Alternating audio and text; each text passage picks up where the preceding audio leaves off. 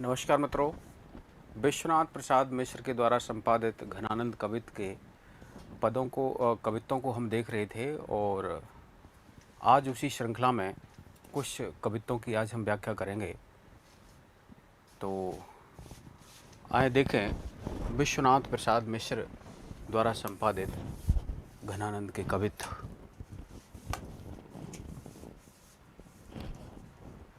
देखिए, आस ही आकाश मध्य अबध गुने बढ़ाए, चौपन चढ़ाए दीनों कोनो खेल सो यह, निपट कठोर एहो ऐ चतन आप और, लाडले सुजान सो दुहेली दशा को कहे।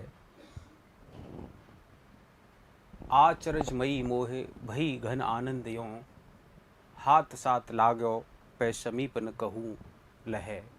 विरह समीर की झकूरन अधीर नेह, नीर भी जो जीव तऊ गुड़ी लो उड़ो रहे। नीर भी जो जीव तऊ गुड़ी लो उड़ो रहे।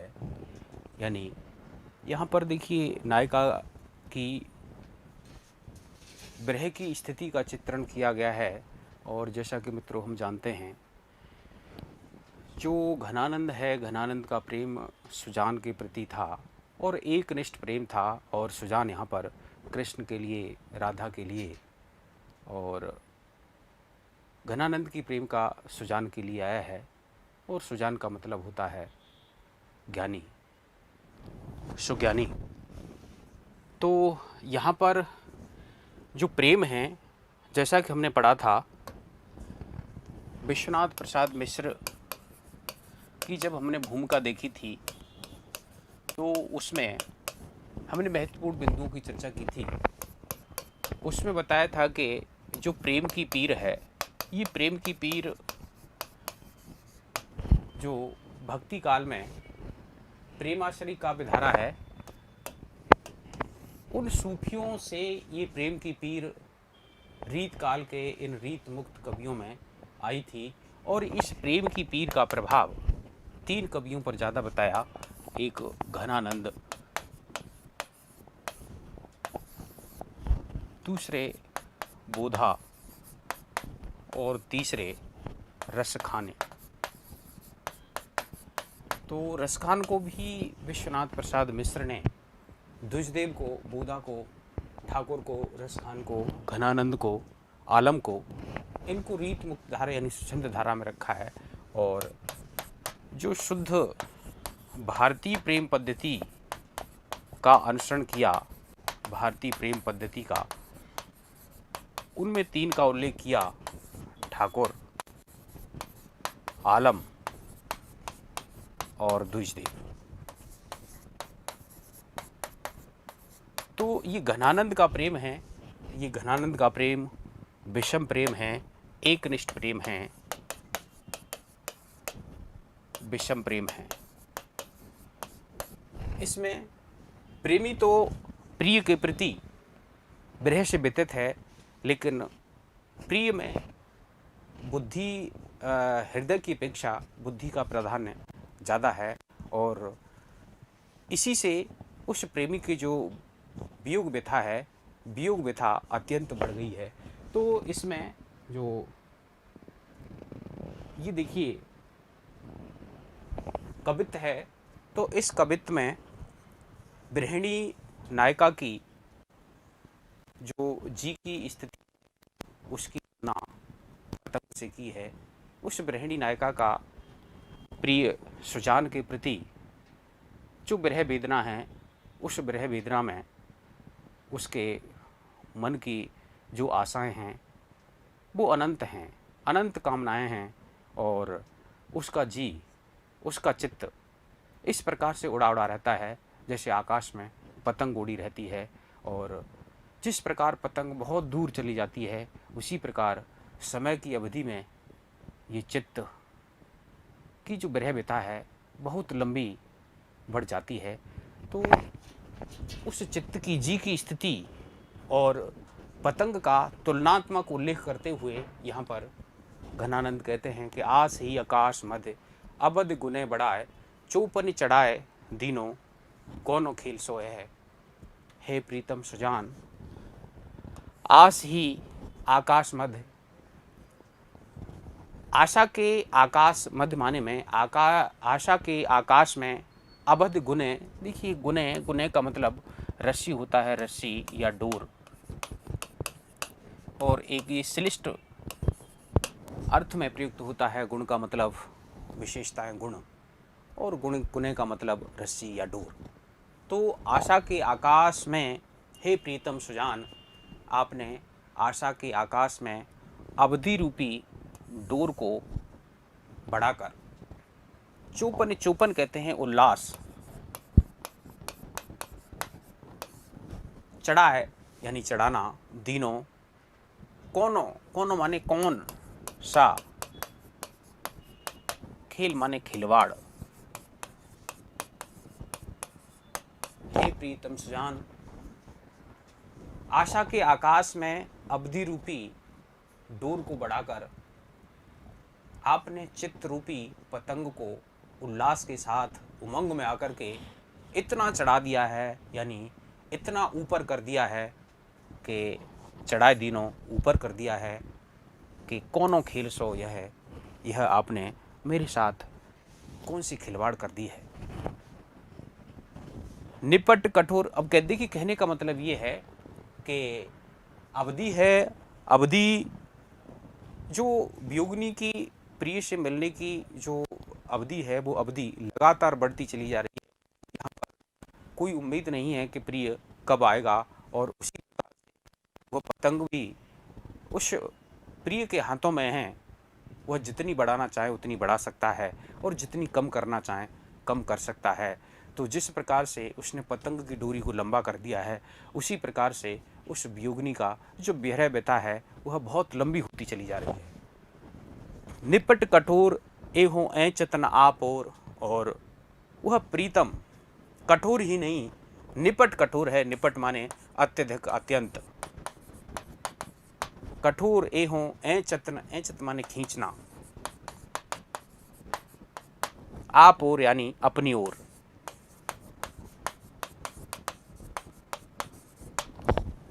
लाडले, लाडले माने प्यारा। सुजान सो दुहेली, दुहेली माने दुख। दशा को कहे अर्थात कौन कहेगा। तो यहाँ पर विरहिणी नायिका कह रही है कि हे प्रीतम, आप कठोर ही नहीं अत्यंत कठोर हो। ऐ चतन आप और, इस पतंग को आप अपनी तरफ नहीं खींचते जिससे कि दूरी कम हो जाए, आपके और पतंग के बीच की दूरी कम हो जाए। यानी मेरा जो चित्त है, यानी मेरे और आपके बीच का जो सामीप्य है, वो सामीप्य यानी सामीप्य हो जाए, यानी दूरी कम हो जाए। निपट कठोर एहो ऐ चतन आप और, है प्रीतम आप अत्यंत कठोर हो, इस पतंग की डोरी को आप अपनी तरफ नहीं खींचते। लाड़ ले सुजान सो हैं, दशा को कहे हे प्रीतम सुजान। लाडले माने प्यारे, हे प्यारे सुजान, दुहिली दशा मेरे, इस वियोग की, दुख की जो दशा है, जो स्थिति है, उसको आपसे कौन कहे। आप तो सुजान हैं, सब कुछ जानने वाले हैं। आगे देखिए, आचरजमयी मोह भई घन आनंद यों, हाथ साथ लाग्यो पे समीप न कहूँ लह। आचरजमयी यानी आश्चर्य होना, मोह माने मुझे, उस नायिका को, भई घन आनंद यों, हाथ साथ लाग्यो पे समीप, समीप माने निकटता, न कहूँ लह। हे प्रीतम सुजान, आचरजमयी मोह भई, हे आनंद के बादल प्रीतम सुजान, मुझे बड़ा आश्चर्य हो रहा है। हाथ साथ लाग्यो पे समीप न कहूँ लह, कि इस पतंग, ये पतंग जो है आप और इस हाथ का साथ है, यानी किसी प्रकार से पतंग का और हाथ का संबंध होता है, कनेक्शन होता है कि हाथ से पतंग है, पतंग डोरी से बांधी जाती है, और एक तरफ डोर का एक सिरा पतंग से जुड़ा हुआ होता है, और डोर का एक सिरा उस पतंग उड़ाने वाले के हाथ में होता है। तो कहीं न कहीं उस हाथ का संबंध उस पतंग से भी है। तो इसलिए यहाँ पर कहा गया कि हाथ साथ लागो पे समीप न कहूँ लय। ये सब आपके हाथ में है कि उस पतंग को आप खींच करके अपने पास ला सकते हैं, यानी मुझे अपने सामीप्य का अनुभव करा सकते हैं। आप मेरी वियोग व्यथा को दूर करके मुझसे समीपता प्रकट कर सकते हैं। हाथ साथ लाग्यो पे समीप न कहूँ लय, यानी आपके हाथ के साथ ही उस पतंग के साथ लगा हुआ है, लेकिन फिर भी मैंने उस ये पतंग ने या पतंग रूपी चित्त ने कभी समीपता का अनुभव नहीं किया।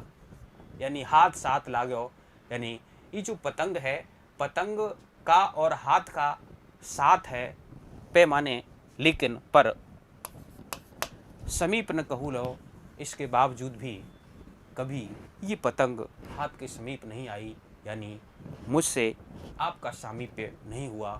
यानी जो विरह वियोग की जो व्यथा है वह लंबी होती चली जा रही है, उसमें कहीं उसकी दूरी कम नहीं हो रही। तो यहाँ पर देखिए देख सकते हैं कि हाथ साथ लगो पे, देखिए हाथ का साथ लगना और फिर भी समीप न होना, ये विरोध का आभास हो रहा है, विरोधाभास अलंकार है इसमें।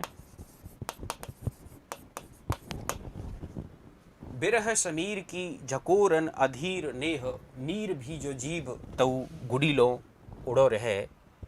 देखिए बिरह समीर यानी बिरह रूपी हवा की झकझोरन अधीर, नेह माने प्रेम, नीर भी जो जीव, जीव माने चित्त, जी, तऊ माने फिर भी, गुड़ी माने पतंग। देखिए बिरह समीर की झकोरन अधीर ने, हे प्रीतम, इस बिरह रूपी समीर की झकोरन से मेरा चित्त अधीर हो रहा है। नेह नीर भीजो जीव, मेरा चित्त इस प्रेम रूपी जल से भीजा हुआ है, यानी मेरा प्रेम आपके प्रति है तो मेरे चित्त है, मेरे चित्त में आपके प्रति प्रेम है, तो ये प्रेम रूपी जल से मेरा जो चित्त है, मन है, वो भीगा हुआ है। तऊ गुड़ी लो उड़र है, लेकिन फिर भी ये गुड़ी पतंग की तरह से उड़ा उड़ा रहता है, स्थिर नहीं रहता, यानी ये चंचल रहता है। तो गुड़ी लो उड़र है, तो यहाँ से आप देख सकते हैं गुड़ी की तरह, लो माने तरह से, तो यहाँ पर लो वाचक शब्द आया है, तो यह उपमा अलंकार इसमें होगा। देखिए एक बार पुनः देखते हैं इसका अर्थ। आस ही आकाश मध्य अवध गुने बढ़ाए, चौपन चढ़ाए दीनों कोनो खेल सो यह है। हे प्रीतम सुजान, आशा के आकाश में अवधि रूपी रस्सी को बढ़ाकर चौपन चढ़ाए दीनों, यानी उल्लास के साथ आपने उस चित्त रूपी पतंग को बहुत ऊपर चढ़ा दिया है, यानी बहुत दूर कर दिया है मेरे चित्त को, यानी आप की मेरे से निकटता नहीं रही है, दूरियां बढ़ गई हैं। कौन दिनों कौनों खेल सो यह, हे प्रीतम, आपने मेरे साथ ये कौन सा खेल किया है कि उल्लास में आपने पतंग को ऊपर चढ़ा दिया। यानी पतंग मनोरंजन के लिए उड़ाई जाती है, और उसी प्रकार से आपने मुझे परेशान करने के लिए, मेरी वियोग व्यथा को बढ़ाने के लिए, ये खेल में ही आपने इस आप लौट कर के नहीं आए, मुझे आपने अपने दर्शन का लाभ नहीं दिया, और विरह की व्यथा ये बढ़ती ही चली जा रही है। निपट कठोर एहो ऐचत न आप और, लाडले सुजान सो दुसेली दशा को कहे। हे प्रीतम, आप कठोर ही नहीं, अत्यंत कठोर हैं। ये पतंग की बागडोर आपके हाथ में, अगर इसको आप खींचना चाहें, मेरी वियोग व्यथा को आप कम करना चाहें तो कर सकते हैं कि एहो ऐचत न आप और, आप इस पतंग की डोरी को खींच करके और पतंग को अपने समीप नहीं करना चाहते, यानी मेरे पास आकर मेरी विरह व्यथा को दूर नहीं करना चाहते। लाडले सुजान सुन दोहेली दशा कौन कहे, उस प्यारे सुजान से मेरे दुख की इस स्थिति का वर्णन कौन करे, उस दुख की दशा को कौन कहे। तो एक बार अलंकार देख लें। देखिए आस ही आकाश, यानी आशा रूपी आकाश, यहाँ पर रूपक अलंकार है। अभद गुण और अभद रूपी रस्सी, यहाँ पर भी रूपक अलंकार है।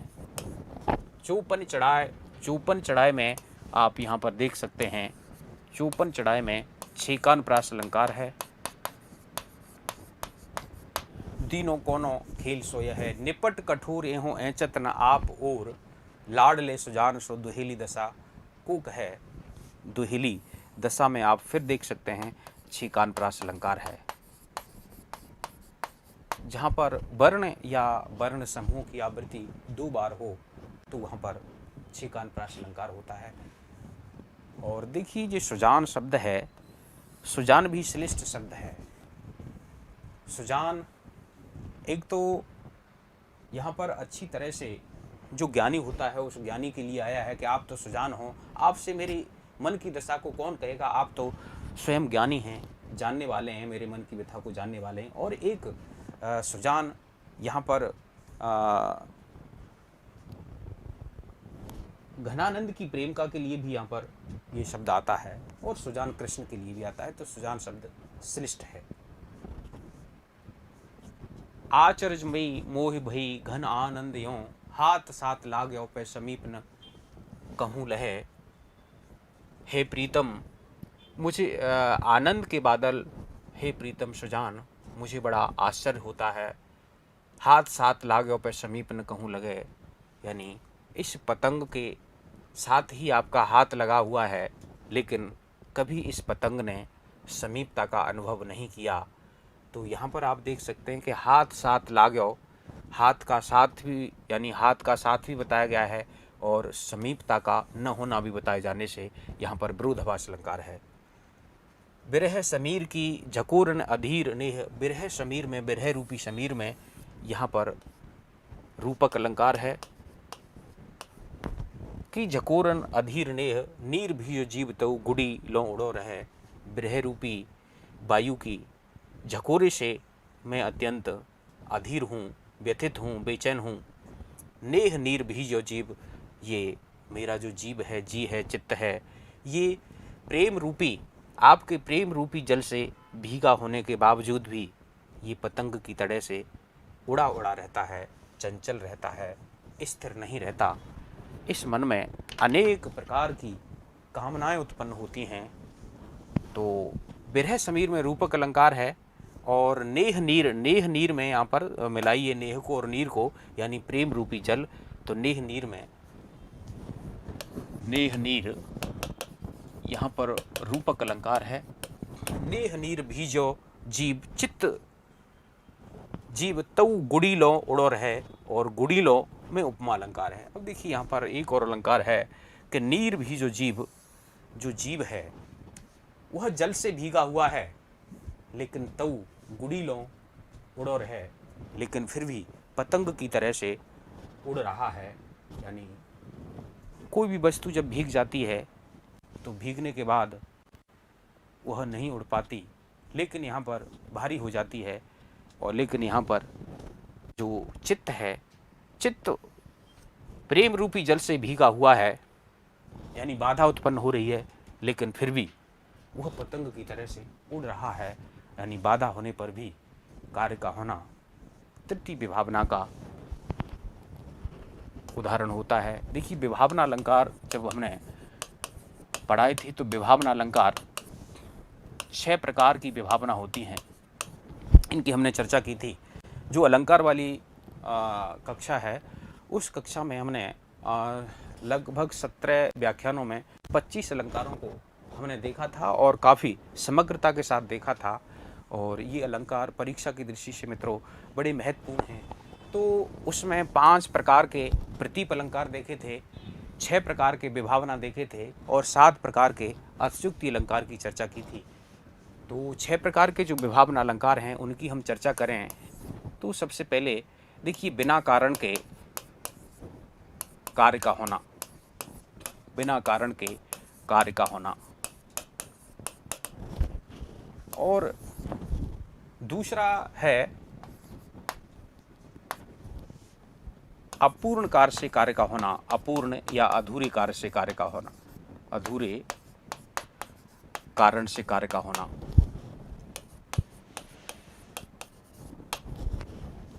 तीसरा, बाधा होने पर कार्य का होना।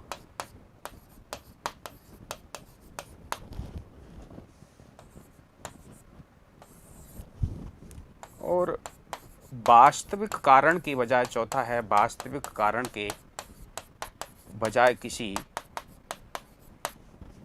अन्य कारण से कार्य का होना। और पांचवा है विपरीत कारण से कार्य का होना। और छठवां है कार्य से कारण की उत्पत्ति, कार्य से कारण का होना। और इनको देखिए काफ़ी डिटेल में हमने इनके 10-10 उदाहरण देकर के बिल्कुल क्लियर कर दिया है, तो आप देख सकते हैं। तो यहाँ पर देखिए बाधा होने पर भी कार्य का होना, ये तृतीय विभावना का उदाहरण है। तो इसमें आप देख सकते हैं कि नीर भी जो जीव तो गुड़ी लो उड़ो रहे, यानी प्रेम रूपी जल से भीजने के बावजूद भी चित्त, यानी यहाँ पर बाधा है, बाधा होने पर भी चित्त पतंग की तरह से उड़ रहा है। और मित्रों यहाँ पर गुड़ीलों, इसमें आप देख सकते हैं गुड़ीलों में, और कोनो खेल सो यानी यहाँ पर भी उपमा अलंकार है। कौन सी ये खिलवाड़ सी आपने कर दी है मेरे साथ में, यह कौन सी खिलवाड़ कर दी है। तो यहाँ पर आप देख सकते हैं। और यहाँ पर एक व्यतिरेक अलंकार और बनता है। व्यतिरेक का मतलब होता है किसी विशेष बात का अधिक या कम होना, यानी व्यतिरेक का मतलब होता है अतिशयता, यानी विशेष रूप से अतिशयता। यानी जब हम देखते हैं कि उपमेय में उपमान की अपेक्षा कुछ विशेष बात अलग होती है, कुछ उसके गुण या दोष की अतिशयता बताई जाती है, तो वहाँ पर व्यतिरेक अलंकार होता है।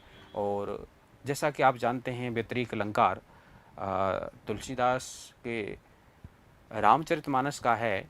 संत हृदय नवनीत समाना, कहा कबिन पर कहियन जाना, निज परताप द्रवय नवनीता, पर दुख द्रवय संत सुपनीता। अब देखिए दोनों में अंतर ये रहा कि जो नवनीत है, जो मक्खन है, वो तो अपने ही प्रताप से द्रवित होता है, लेकिन जो संत हैं, संतों की तुलना मक्खन से, नवनीत से की है। लेकिन ये उचित नहीं जानते कि संतों का हृदय होता है, वह संतों का हृदय दूसरों के कष्ट से भी द्रवित होता है, यानी पर दुख द्रवय संत सुपनीता। तो ये देखिए उस नवनीत की अपेक्षा उसमें एक अधिक गुण बताया गया, और अधिक गुण बताने से यहाँ पर व्यतिरेक अलंकार हुआ। और यहाँ पर भी आप देख रहे हैं कि यहाँ पर जो जीव है, जो जी है, जो चित्त है, उस चित्त की समानता पतंग से की है। लेकिन पतंग से एक विशेषता इसमें यह है कि पतंग अगर भीग जाती है तो पतंग उड़ती नहीं है, लेकिन इसकी विशेषता ये है कि ये भीगने के बाद भी पतंग उड़ रहा है। तो यहाँ पर व्यतिरेक अलंकार और है, व्यतिरेक।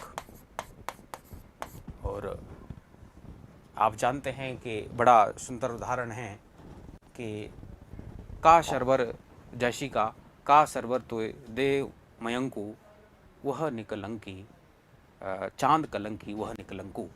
तो वहाँ पर देखिए, यहाँ पर एक गुण बता दिया गया है कि चंद्रमा में कलंक है लेकिन वह निष्कलंक है। तो ये गुण या दोष कोई अधिक बताया जाता है तो व्यतिरेक अलंकार होता है। तो ये देखिए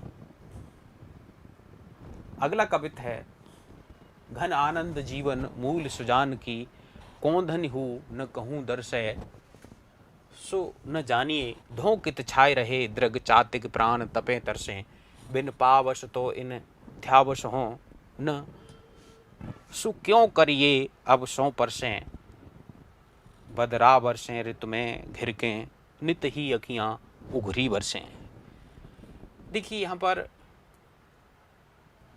प्रीतम सुजान के प्रति यहाँ पर गृहिणी की जो व्यथा है उसका चित्रण करते हुए कवि कहता है कि घन आनंद जीवन मूल सुजान की कौंधन हून कहूँ दर्श है। वियोग व्यथा का वर्णन है कि घन आनंद पद जीवन मूल शब्द और ये कौंधनी शब्द सुजान शब्द ये श्लिष्ट हैं। घन आनंद का मतलब एक तो कवि घन आनंद, आनंद घन, घनानंद कवि, और एक दूसरा आनंद के बादल। एक जीवन मूल का अर्थ होता है जीवन का आधार, यानी नायिका के संदर्भ में नायिका के जीवन का आधार वह प्रिय है, नायक है। वहीं पर जीवन मूल का जीवन का अर्थ होता है पानी, जल, यानी जल का आधार बादल। और उसी प्रकार से यहाँ पर कौंधन, बादल के लिए कौंधना, बिजली का कौंधना, चमकना। और दूसरा अर्थ आप ले सकते हैं कि झलक, नायिका के संदर्भ में झलक का पड़ना। सुन जानिए धोंकित छाए रहे दृग चातिक प्राण तपे तरसें। हे आनंद के बादल, मेरे जीवन के आधार सुजान की कौन धन्य हूँ न कहूँ दर्शें। आपके दर्शन की बात तो दूर, आपकी कहीं पर भी झलक भी कहीं दिखाई नहीं देती। सो न जानिए, सु माने वह, न माने नहीं, जानिए माने मालूम पड़ता, उसका कहीं अता पता नहीं है। धोंकित छाए रहे, यानी जो प्रीतम है, सुजान है, सुजान का कुछ पता नहीं है कहाँ गया है। सु माने वह, न माने नहीं, जानिए उसका कुछ पता नहीं है। धों माने न जाने, न जाने, कित माने किधर। छाए भी शब्द श्लिष्ट है, यानी बादल का छाना और कहीं प्रीतम का किसी स्रोत के पास संयोग करना। रहे दृग चातक, दृग माने नेत्र, चातक पक्षी, प्राण तपें तरसें। देखिए इन दो पंक्तियों का अर्थ। हे आनंद के बादल, मेरे जीवन के आधार प्रीतम सुजान की कौंदन हूँ न कहूँ दर्श है मुझे। आनंद के बादल, उस जीवन के आधार सुजान की दर्शन की बात तो अलग, मुझे कहीं उसकी झलक तक नहीं दिखाई देती। सुन जानिए वह कहाँ पर है नहीं मालूम। धों कित छाए रहे न मालूम, वे कहाँ पर आकर के बरस रहे हैं, यानी किधर किस नायिका के पास हैं ये नहीं पता चल रहा। दृग चातिक प्राण तपे तरसें, और मेरे ये जो नेत्र रूपी चातक हैं उनके प्राण बड़े संतप्त हैं इस वियोग व्यथा में। उस सुजान के बिना, उस सुजान के वियोग में ये मेरे नेत्र रूपी चातक के प्राण बड़े संतप्त हैं। तपे माने जल रहे हैं, संतप्त हो रहे हैं, कष्ट पा रहे हैं और उसके संयोग के लिए तरस रहे हैं। बिन पावस तो इन थ्यावस हो न, सु क्यों करी ये अब शों परसें। यानी थ्यावस का मतलब धैर्य या स्थिरता, पावस कहते हैं वर्षा। न सो क्यों कर ये अब सौ परसें, बदरा बरसें ऋतु में घिर के नित ही अखियां उघरी। उघरी माने खुली हुई। देखिए बिन पावस तो इन थ्यावस हो न, सो क्यों कर ये अब सौ परसें।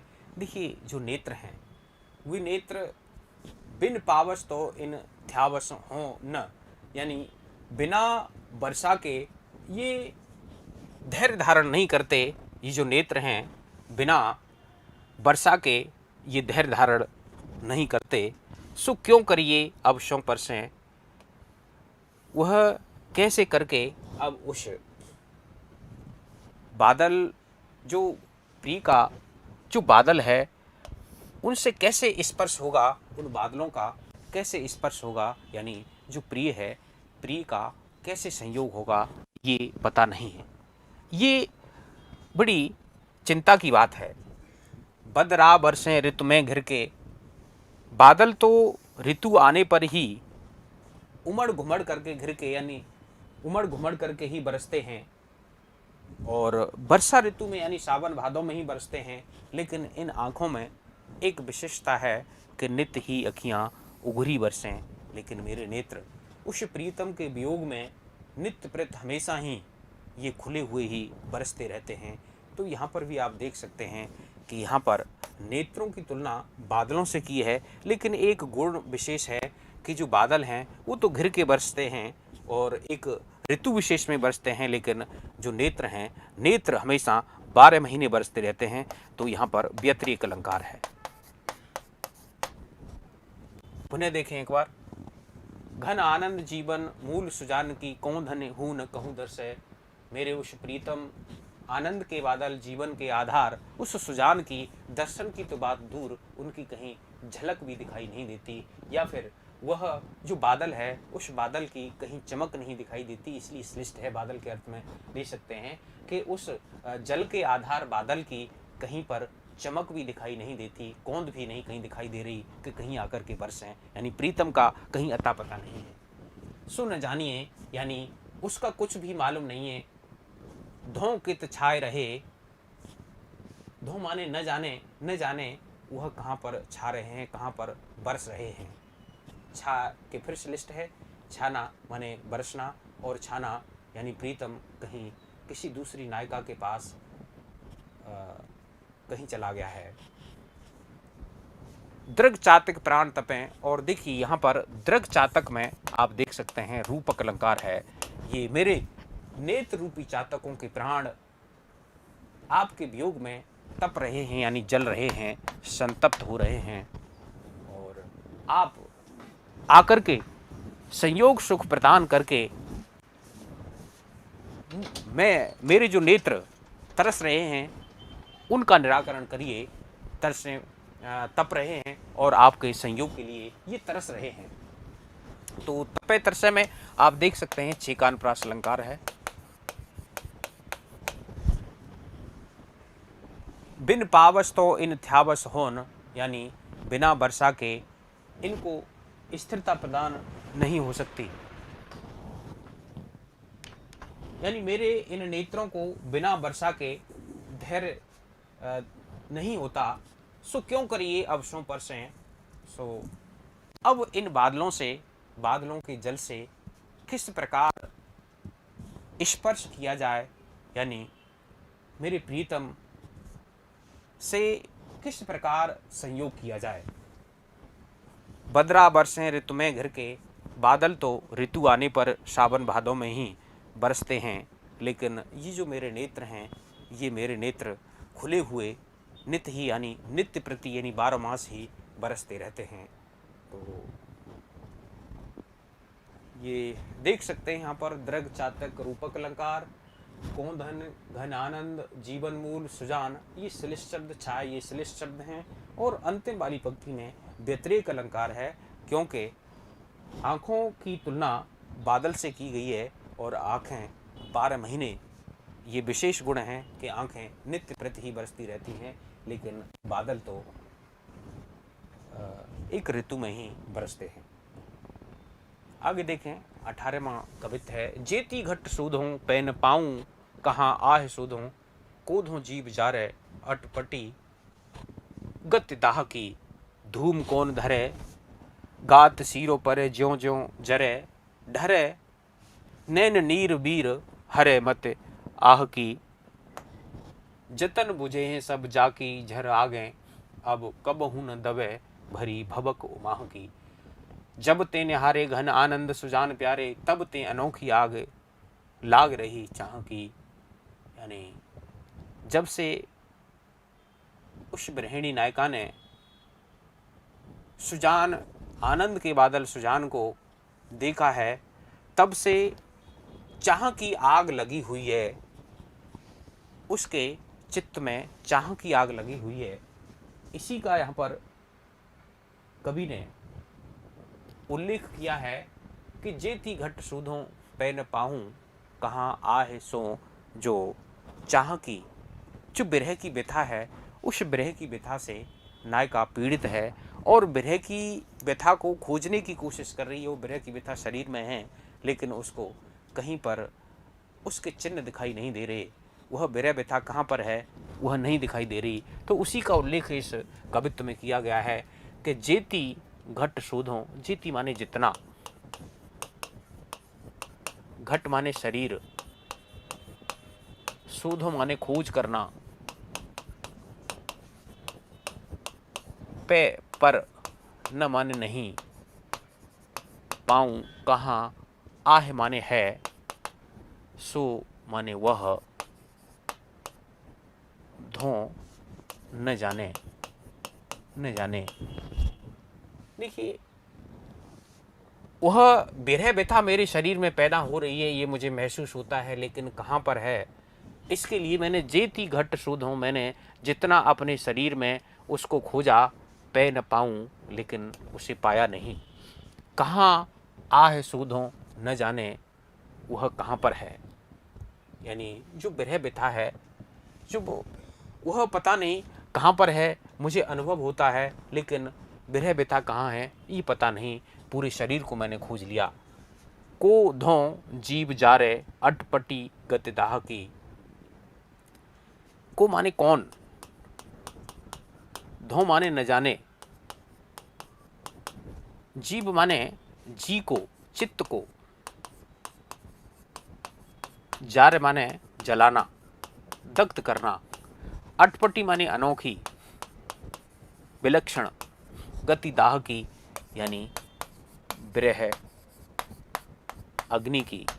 इस कोधो जीव जारे, अटपटी गति दाह की, न माने कौन मेरे चित्त को जला रहा है, जलाता है।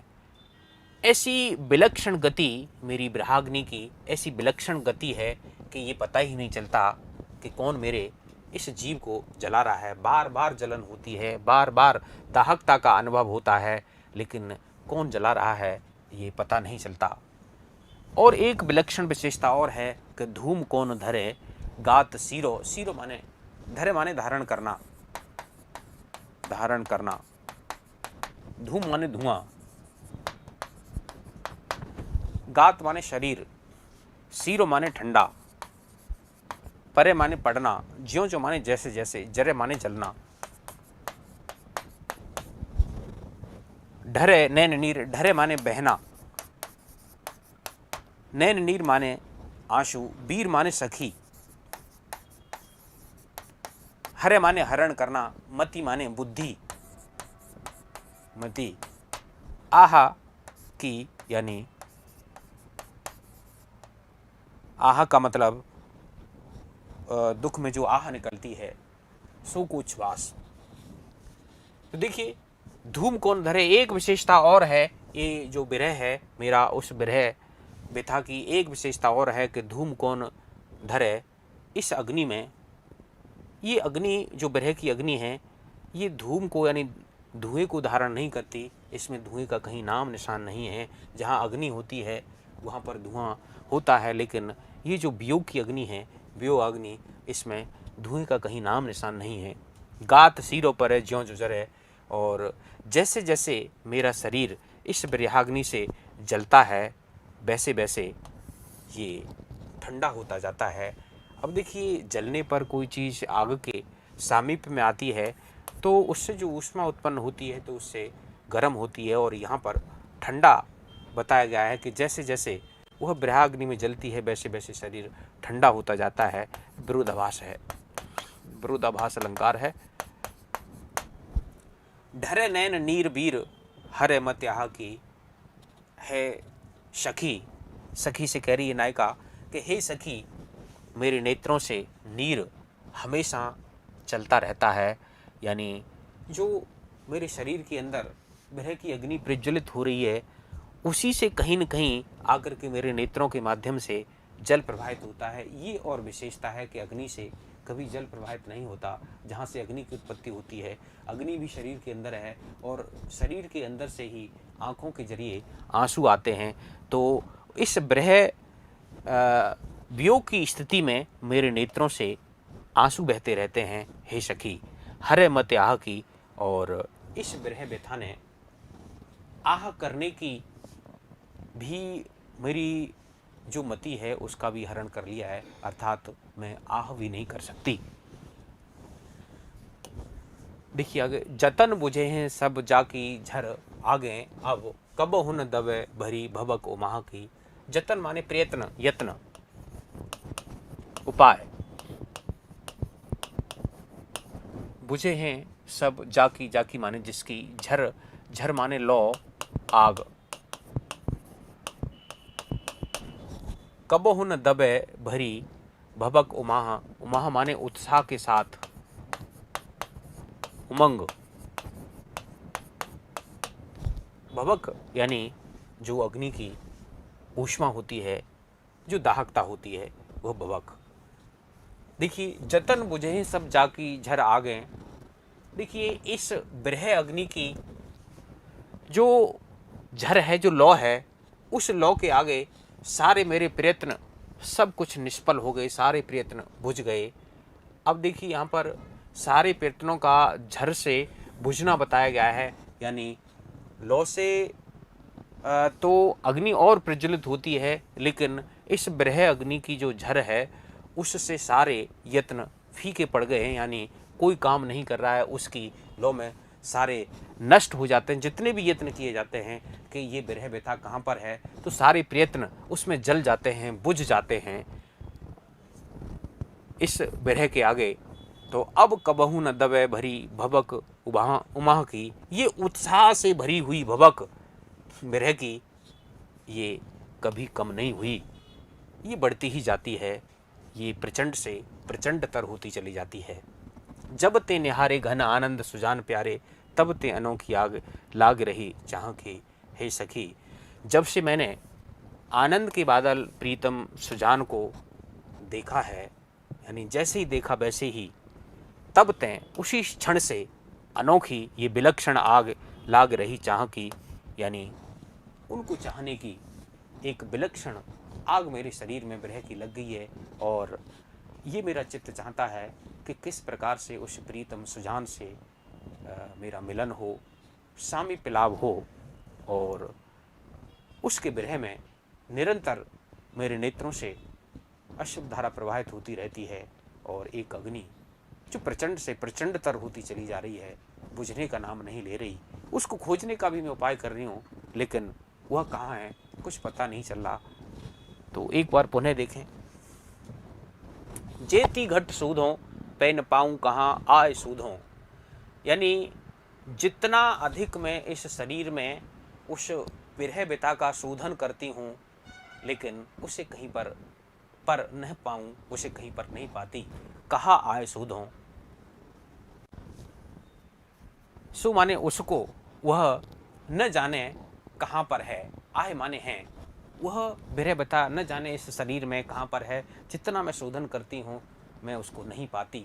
तो मित्रों, यहाँ पर शोधों शब्द है, शोधों शब्द 2 बार आया है। देखिए, यहाँ पर शोधों का अर्थ है खोज करना, और यहाँ पर सु का अर्थ है वह, और धों का अर्थ है न जाने। तो यहाँ पर एक शब्द है, एक शब्द 2 बार आया है, और दोनों के अर्थ अलग हैं। यहाँ पर आप इसको शभंग करें तो सु और धों अलग हो जाएगा। तो यहाँ पर ये शभंग यमक का उदाहरण है, शभंग यमक। कोधों जीव जा रहे अटपटी गति दाह की, धूम कौन धरे गात सीरो परे ज्यों जो जरे। देखिए, ये जो विरह की अग्नि है, इसकी एक विशेषता है। विशेषता ये है कि सामान्य जो अग्नि होती है, सामान्य अग्नि में धुआं जरूर होता है, लेकिन ये विरह की अग्नि धुएं को धारण नहीं करती है। इसलिए यहाँ पर आप देख सकते हैं कि इसमें एक विशेषता है कम या ज़्यादा, तो व्यतिरेक अलंकार है।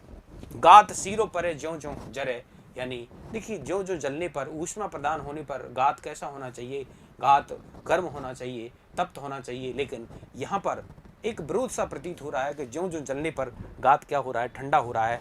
तो इसमें विरोधाभास अलंकार है इस पंक्ति में। धरे नैन नीर वीर हरे मत आह की, आगे देखिए, जतन बुझे सब जाकी झर आ गए, अब कबहू न दबे भरी भबक उमाह की। तो इसकी झर के आगे सारे यत्न बुझ गए हैं। तो यहाँ पर भी देखिए विरोधाभास देखने को मिल रहा है कि जो झर है, आग की लौ है, उस आग की लौ से बुझने की अपेक्षा प्रज्वलित होनी चाहिए जतनों की आग, लेकिन वो बुझ रही है। तो यहाँ पर विरोधाभास अलंकार है। कबहू न दबे भरी भमक उमाह की, यानी उत्साह से युक्त उस भबक, विरह की जो भबक है वो कभी कम नहीं होती, प्रचंड से प्रचंडतर होती जाती है। जब तेने हारे घन आनंद, घनानंद पद श्लिष्ट है तो यहाँ पर श्लिष्ट अलंकार होगा, और इसमें भी श्लिष्ट अलंकार होगा, इन दोनों में श्लिष्ट अलंकार है। तब ते अनोखी आग लाग रही चाह की। आगे देखें 19वां कवित्व। आंखें जो न देखें तो कहाँ है कछु देखतिए, ऐसी दुख हाइन की दशा आय देखिए। प्राणन के प्यारे जान रूप उजियारे, बिना मिलन तिहारे, इन्हें कौन लेखें लिखिए। नीर न्यारे मीन और चकोर चंदहीन हूते, अति ही अधीन दीन गत्य मत पेखिए। हो जू घन आनंद ढड़ारे रस भारे, चातिक बेचारे सोन चूकन परेखिए। देखिए, इस कवित्व के अंतर्गत घनानंद ने कहा कि आंखें जो न देखें तो कहा है कछु देखिए, यानी ये जो आंखें हैं, इन आंखों की सार्थकता प्रिय के दर्शन में ही है। जब तक प्रिय के दर्शन नहीं होते तब तक इन आंखों का कोई मूल्य नहीं है, कोई औचित्य नहीं है। और ये एक प्रकार से एकनिष्ठ उस प्रिय के प्रति ही समर्पित हैं। उस प्रीतम को नहीं देखते तो इनको कुछ दिखाई नहीं देता। तो यहाँ पर इन नेत्रों की व्यवस्था का इसमें चित्रण किया गया है कि आंखें जो न देखें तो कहा है कछु देखते ये, हे प्रीतम सुजान। ये आंखें यदि आपको यदि नहीं देखें तो कहा है कछु देखते हैं, फिर ये क्या देखती हैं, अर्थात कुछ नहीं देखती, काक वक्रोक्ति। यानी इन आंखों की सार्थकता तभी है जब प्रीतम सुजान को देखें। ऐसी दुखदायन की दशा आए देखिए, हे प्रीतम सुजान। ऐसी दुख से युक्त इन दुखियारी आंखों की दशा को आकर के खुद स्वयं आप ही आकर के देख लीजिए। प्राणन के प्यारे जान रूप उजियारे, बिना मिलन तिहारे, इन्हें कौन लिखें लिखिए। हे प्राणों से भी प्यारे प्रीतम सुजान, आपके रूप के प्रकाश से, रूप के उजाले से ही इन आंखों में उजाला होता है। और बिना मिलन तिहारे, आपके मिले बिना इन्हें कौन लेखें लेखिए। इनकी लेखें लेखिए यानी कौन लेखें, यानी क्या गिनती की जाए, क्या गिनती की जाए। इसका मतलब है इनका कोई औचित्य नहीं है। इनका औचित्य सिर्फ ये है कि ये आपको देखें, तभी इनकी चरितार्थता है। तो प्राणन के प्यारे जान रूप उजियारे, हे प्राणों के प्रीतम सुजान, आपके रूप के उजाले से ही इनको प्रकाश मिलता है। और बिना मिलन त्यारे, बिना आपके मिलने इन्हें कौन लेखिए। इनकी क्या गणना की जाए, इनकी क्या गिनती की जाए, अर्थात ये किसी गिनती में नहीं है। नीर न्यारे मीन और चकोर चंदहीन हूते, अति ही अधीन दीन गति मत पेखिए। देखिए, नीर न्यारे यानी जलक, मीन माने मछली, जल से अलग होकर के, न्यारे माने अलग, यानी जलहीन मछली, ओ माने और, चकोर चंदहीन होते हैं, यानी चंदा से हीन चकोर, चंद्रहीन चकोर, और जलहीन मछली, नीर विहीन मछली। अति ही अधीन दीन गति मत पेखिए। इन नेत्रों की जो अधीन माने व्यवस्था, और इन नेत्रों की जो व्यवस्था और दीनता है वो अत्यधिक बड़ी है। किससे? मछली से और चकोर पक्षी से। क्योंकि मछली है, मछली बिना जल के नहीं रह सकती, लेकिन मछली का कोई एक तालाब से किसी दूसरे तालाब में अगर हम उसको डाल लेते हैं फिर भी उसका जीवन रहता है, यानी बदला जा सकता है। उसका जो प्रीतम है जिससे वो प्रेम करती है उस प्रिय को बदला जा सकता है। तो लेकिन यहाँ पर जो नायिका है, जो गृहिणी नायिका है, उसका एकनिष्ठ प्रेम सुजान से ही है, दूसरा और किसी से नहीं। तो इसलिए इस इन आँखों की जो व्यवस्था है वह इस मीन की व्यवस्था से कहीं अधिक गति है उसमें। और दूसरा चकोर चंदहीन ही होते हैं, ये और अधिक दीन हैं।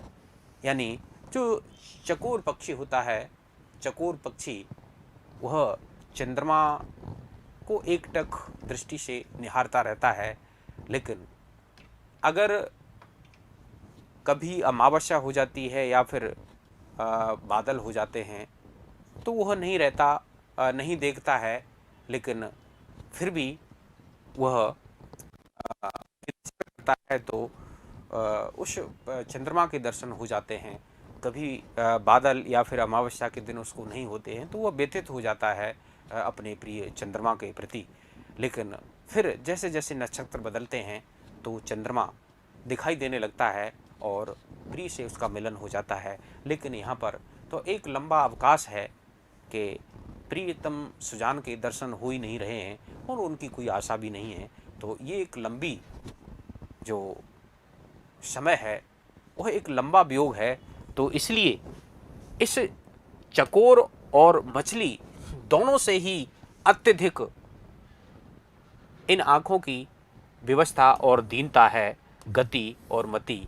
यानी गति और मति दोनों इन आँखों की आप आकर के देख लीजिए, गति और मति में दोनों ही में ये मछली और चकोर पक्षी से अधिक विवश और दीन है। हो जू घन आनंद ढरारे रस भरे, भारे चातिक बिचारे सोन चूकन परे किए। हो जू माने हे, जू माने जी, है आनंद के बादल, प्रीतम, ढरारे, ढरारे माने द्रवणशील, द्रवित होना, द्रवणशील, द्रवित होना, पिघलना। रस, रस माने प्रेम, प्रेम भरे, प्रेम युक्त। भारे माने अत्यधिक। चातिक विचारे सोन चूकन परेखिए। हे प्रीतम, आनंद के बादल सुजान, आप द्रवणशील और अत्यधिक रस से भरे हुए और द्रवणशील प्रवृत्ति के हैं, यानी द्रवित होने वाले हैं। आपका हृदय इतना कठोर नहीं है, यानी रस से युक्त है। चातिक विचारे सोन चूकन परेखिए, यानी जिस प्रकार से जो चातक पक्षी है, चातक पक्षी एक निष्ठ स्वाति नक्षत्र के जल का ही पान करता है, तो उसी प्रकार से जो मुझ चातक यानी जो गृहिणी नायिका है वह अपने आप को चातक बता रही है कि चातक बेचारे सोन चूकन परेखिए, कि मुझ चातक से जो भूल हो गई है उसकी परीक्षा मत लीजिए, यानी उस मेरी भूल को आप भुला दीजिए और आकर के मुझे अपने दर्शन दीजिए और संयोग सुख प्रदान कीजिए। तो देखिए इसमें एक बार पुनः देखें, आंखें जो न देखें तो कहा है कछु देखती है। हे प्रीतम सुजान, यदि आपका दर्शन ये मेरे नेत्र नहीं करते हैं तो कहा है कछु देखती है, फिर ये क्या देखती हैं, अर्थात कुछ इनके लिए देखना न देखना बराबर है। यानी इन नेत्रों की उपादेयता तो जब है जब ये आपके दर्शन करें। ऐसी दुखां इनकी दशा आए देखिए, और ऐसे मेरी ये दुखियारे जो नेत्र हैं दोनों, इन दोनों नेत्रों की दशा को आकर के आप स्वयं देख लीजिए। तो प्राणन के प्यारे जान रूप उजियारे बिना, जान का मतलब यहाँ पर सुजान है। हे प्राण से भी प्यारे सुजान, आपके रूप के उजाले से ही जो मेरे नेत्र हैं, मेरे नेत्रों में ज्योति आती है, चमक आती है, जिससे सूर्य के प्रकाश से ही चंद्रमा प्रकाशित होता है, उसी प्रकार से ये मेरे नेत्र आपके अधीन हैं, परवश हैं, विवश हैं।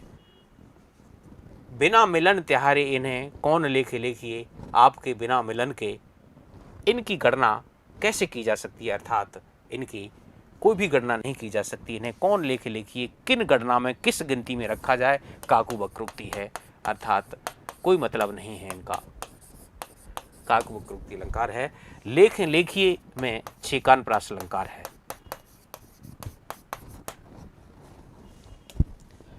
नीर न्यारे मीन और चकोर चंदहीन ही तू अति ही अधीन दीन गति मत पेखिए। देखिए यहाँ पर मछली और चकोर दोनों से ये इनकी जो गति और मति है, व्यवस्था और दीनता है, वो कहीं अधिक है, तो इसलिए यहाँ पर व्यतिरेक अलंकार है। नीर न्यारे मीन और चकोर चंदहीन, यानी बिना जल के मछली और बिना चंद्रमा से हीन, यानी चंद्रमा को बिना देखे जो चकोर पक्षी की स्थिति है, तो उसमें जो व्यवस्था और दीनता है उससे बहुत अति ही, उससे अत्यधिक मेरी दीनता और व्यवस्था है। यानी गति में उस मछली से और मति में उस चकोर पक्षी से, ये आकर के आप देख लीजिए। हो जी घन आनंद, तो यहाँ पर व्यतिरेक अलंकार।